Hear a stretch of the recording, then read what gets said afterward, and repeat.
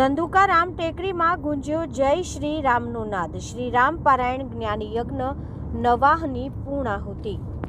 ધંધુકા રામ ટેકરીના પરમ પૂજ્ય મહંત શ્રી 1008 શ્રી દેવ નારાયણ દાસજી મહારાજ દ્વારા શ્રી રામ પારાયણ જ્ઞાની યજ્ઞ નવાહ ભવ્ય ઉજવાયો. અમદાવાદ જિલ્લાના ધંધુકા શહેરના પવિત્ર ધાર્મિક સ્થળથી શ્રી રામ ટેકરી મંદિર ખાતે યોજાયેલા શ્રી રામ પારાયણ જ્ઞાન યજ્ઞ નવાહનો આજે ભવ્ય અને આધ્યાત્મિક માહોલ વચ્ચે પૂર્ણાહુતિ મહોત્સવ ઉજવાયો હતો. 9 દિવસ સુધી ચાલેલા આ યજ્ઞ દરમિયાન સમગ્ર વિસ્તાર ભક્તિસભરમાં તરબોળ બની ગયો હતો અને જય શ્રી રામના જયઘોષથી ગુંજી ઉઠ્યો હતો. પ્રખર કથા વક્તા દ્વારા ભાવભીની કથામાં આ પવિત્ર યજ્ઞમાં પરમ પૂજ્ય 1008 શ્રી નરેશભાઈ પંડ્યા જસાપર હાલ ભાવનગર દ્વારા શ્રી રામચરિત્રના અમૂલ્ય પ્રસંગોનું હૃદયસ્પર્શી વર્ણન કરવામાં આવ્યું હતું. તેમના ઉપદેશોમાં જીવનમાં સદાચાર, સેવા અને ભક્તિનું મહત્વ સમજાવવામાં આવ્યું હતું, જેના કારણે હરિભક્તો ભાવવિભોર બની ગયા હતા.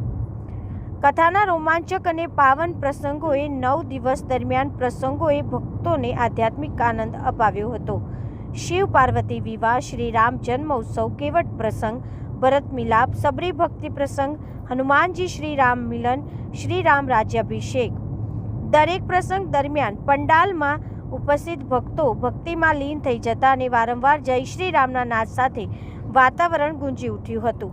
દરરોજ બપોરે યોજાતા મહાપ્રસાદમાં હરિભક્તોએ મોટી સંખ્યામાં લાભ લીધો હતો. અંદાજિત ₹500 થી ₹700 સુધીનો મહાપ્રસાદ ભક્તોએ ભક્તિભાવથી ગ્રહણ કર્યો હતો.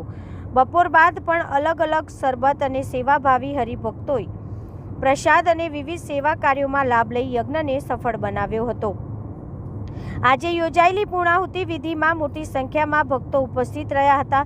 પૂજન, હવન અને આરતી સાથે સમગ્ર યજ્ઞને ભવ્ય રીતે પૂર્ણ કરવામાં આવ્યો હતો. આ સમગ્ર આયોજનને સફળ બનાવવા માટે મંદિર ટ્રસ્ટ, સેવાભાવી ભાઈઓ અને ગ્રામજનો વિશેષ સહકાર રહ્યો હતો. ધંધુકામાં ભક્તિનો અવિસ્મરણીય મહોત્સવ સૌએ મેળવ્યો હતો ધર્મલાભ. Reporter CK Barad.